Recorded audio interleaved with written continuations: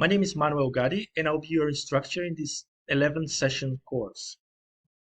The course is a journey in Python for data manipulation and data analysis, starting in session 1 from meeting Python in Anaconda.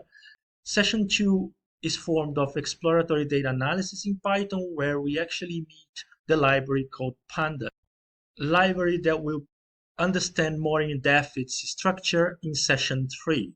Session 4, 5, and 6 form a bunch of sessions on data manipulation and data cleaning in Python.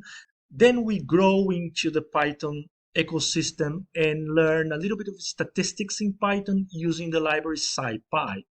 Finally, session 8, 9, and 10, we start understanding graphs in Python, first with Pandas itself, Matplotlib, and then Seaborn libraries, moving on into understanding the grammar of graphics in session 9, and finishing and wrapping up the course with dynamic graphs in a web browser using Python and Plotly